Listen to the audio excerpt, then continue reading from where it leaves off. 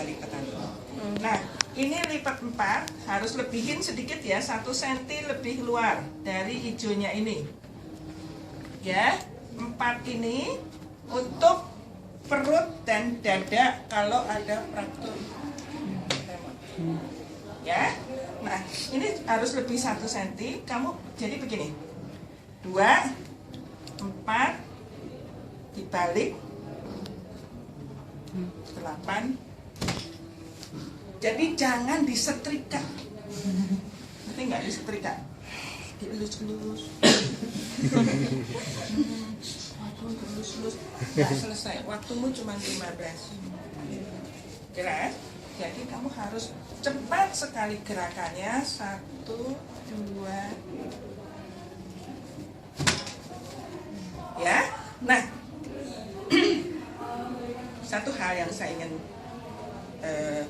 ingatkan pada Anda, kalau ada fraktur di kaki, femur atau tibia fibula, ya, itu tolong siapkan dulu semuanya ini. Jangan nanti ngelipat satu ditempel, nanti balik lagi lipat lagi, jangan. Itu tidak profesional namanya. Ya, kamu butuh berapa tatat, kamu lipat tatat, kamu baru pasang. Gitu. Oke? Nah, sekarang saya ingin peragakan satu anak sini. Yang cowok aja deh, yang rambutnya cepat. Nanti kamu juga cepat. Bantuin. Sini ya. Boleh kamu rekam ya. Duduk aja. Kamu tinggi. Kacamatanya bisa dibuka. Karena kamu reguler bukan? Bukan ya. Jadi udah pernah kan? Nah, kalau sudah pernah kan kamu hanya recalling aja ya. Jadi kalau kamu mau melipat ada luka di kepala ya, kamu harus ditekuk 2, kamu mulainya dari tengah selalu. Ya. Misalkan luka di dahi ya, kamu tengahnya ini harus tempel di lukanya ya, ke belakang ya. Ini bukan cuman disilang ke depan tapi dipelintir ya, karena kalau cuma disilang nanti lepas lagi ya, dan diikat di atas luka. Ikatan simpul 8, masih ingat? Ya, nanti saya peragakan simpul 8. Oke, jadi kenapa harus di atas luka? Supaya dia ngedap lukanya juga. Kalau ada luka terbuka, kamu harus ceritakan, harus dilakukan asepsis antiseptik dan tidak pendarahannya. Kalau ada perdarahan, ya, ingat ya. Nah, kita pakai sarung tangannya berarti sebelum antisepsi. ya. Kita itu ngomong doang. Sarung tangan tuh mesti Ngomong doang pakai sarung. Kita pakai sarung tangan. kalau disediakan kamu pakai, kalau nggak disediakan nggak usah. Nah, kalau debnya kita deb beneran atau cuma ngomong doang? Ngomong aja. Ngomong aja. Ya. Dan inform consent jangan lupa. Tadi yang di sini tadi sudah saya ceritakan. Sebelum inform consent kamu harus diagnosa. Diagnosanya kepada penguji pakai bahasa kedokteran, kepada pasien bahasa awam.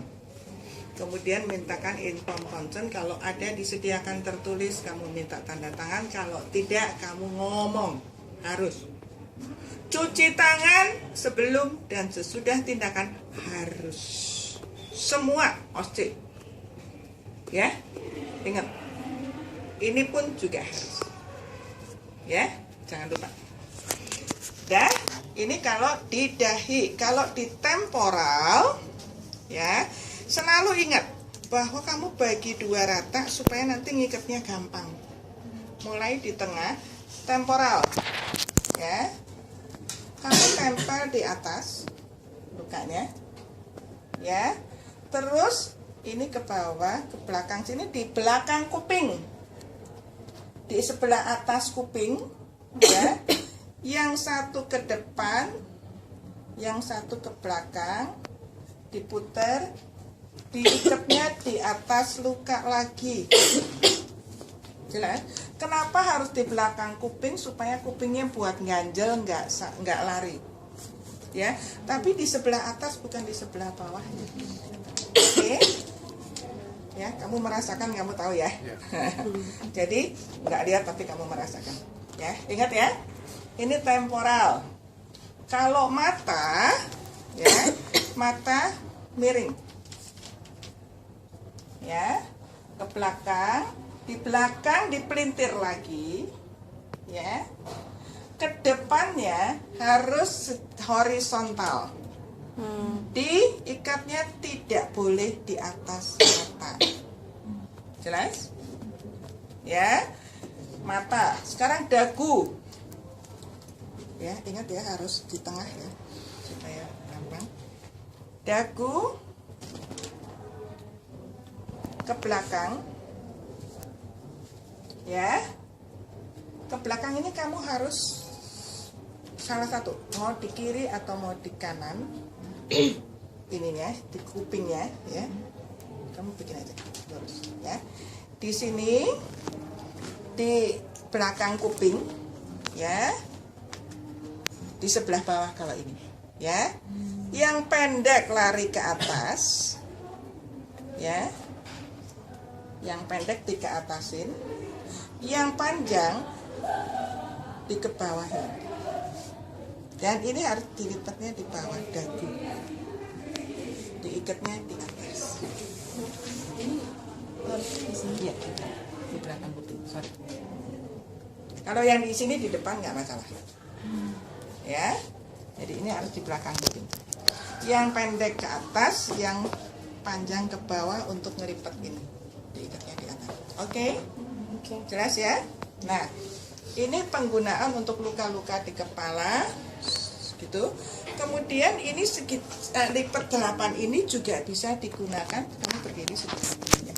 Nah, untuk siku dan lutut tergantung perintahnya. Ya. Kalau siku dan lutut harus dalam keadaan dipegang. Bisa dipegang posisi seperti ini ya. Nah, selalu ujungnya di siku, ya, di sini ke depan, ya.